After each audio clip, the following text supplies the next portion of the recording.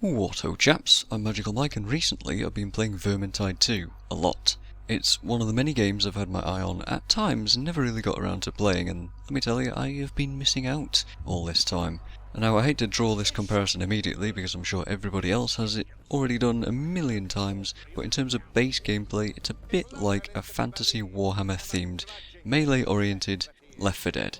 Alright, well that's out of the way, my cookie cutter comparison is done, and I'm sure now a lot of you already have a good idea of what's what and what to expect, so let's talk some details. Vermintide 2 is an extremely satisfying hack and slash game in my opinion. At the time of writing this I've got almost 150 hours in the game, and I'd confidently say that I've enjoyed all of them. You take 4 players in a co-op setting, you pick a map, choose a hero, load them out with a unique class, talents, gear, weapons and playstyles, and you go out and you chop, slice, hack, bash, slam, burn and shoot enemies to pieces. The heroes themselves have a wide variety of character traits, accents and fun things to say while you play. I particularly love hearing them talk and interact with each other constantly like an actual team would in these situations. Each possible combination of them in the keep, lobby and in-game have multiple conversations involving each other, and they're all really interesting to listen to for me. Although I'm sure a lot of people would say that they get old. I've yet to hit that point.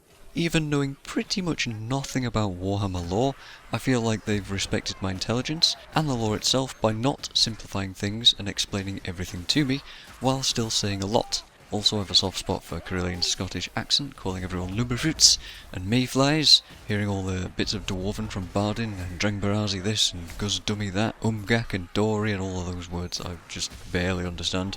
And Salt Spy's intense zealotry is loads of fun. Anyway, the main idea is to just survive through each scenario, reach the end and escape the hordes of Skaven ratmen and chaos-worshipping Northlanders. Doing so will earn you some loot in terms of gear progression and cosmetics, memes, XP to level up your heroes, and hopefully some fun in the process. You can also go out of your way in each of these missions to find tomes and grimoires, which increase the quality of loot at the end and give you more XP for levels and yet more loot. I realise I'm saying loot a lot here, and while it is important, there's definitely a time where it's much less about that and just about playing the game at full power and just enjoying that. I wouldn't say it's grindy at all, but you'd have to seek out other opinions on that. Anyway, these tomes and grims complicate things quite a bit. Tomes take up your healing item slot, so you can't always be carrying around an emergency heal with you for when you need it. Grims take up a potion slot, so you won't have that utility either, but they also reduce your maximum health, adding some fun stress to the game in order to keep hold of your precious cargo. These items are usually out of the way as well, meaning that you'll be doing some exploring for them early on until you learn the locations, but they also take a bit of time to grab, which then means more time for the enemy hordes to spawn and really mix things up.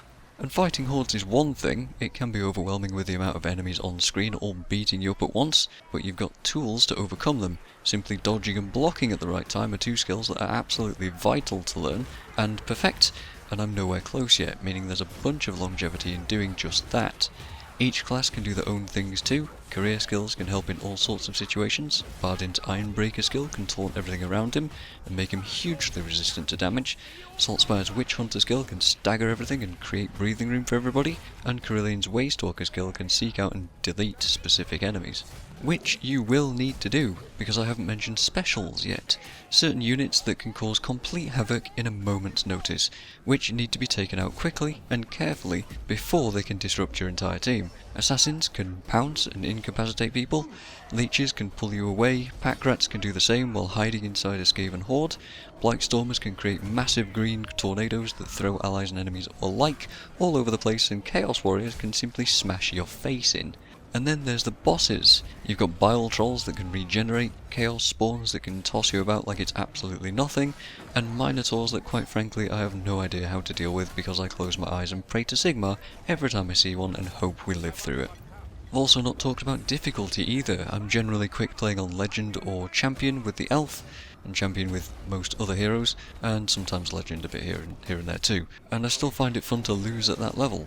In terms of the 5 difficulties, you've got Recruit, which is basically irrelevant after you've played it 2 or 3 times, Veteran, for me, which is now completely autopilot, Champion is quite a big jump up from Veteran, but still pretty manageable, and Legend is another big jump up from there where teamwork is somewhat necessary now, and then you've got Cataclysm, which is just a bad idea all round, unless you're actually good at the game, but I wouldn't know because I've not tried it yet.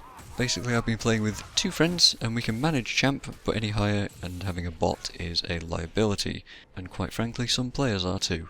I've also not mentioned the Beastmen, who have been added quite recently, and they've also added a new dynamic to combat in terms of sheer mass and volume of terrifyingly tall enemies. They've got spears, and they've got archers, and bestigors that can charge you down in seconds, which means that suddenly we have to worry about more crowd control and fighting ranged enemies now. They're a fun addition from the Winds of Magic DLC, and there's also a game mode called Weaves, which I've not really touched much myself, so I'll just kind of skip over that for now. So there you go. I think it's worth picking up if you're looking for some visceral combat to get stuck into that has a surprising amount of depth, with dodging, blocking, light heavy attacks, push attacks, all this stuff, different combos that you can chain together depending on your character and your weapon, and obviously it'll be better with friends, but I've been addicted to quick play with random players too, which are always easy to pop a queue for. Now, I don't know how to end this video. Usually there would be some kind of witty comment or something, but I've got a Skittergate causing havoc and 1,000 storm vermin to slay, so I better be off then.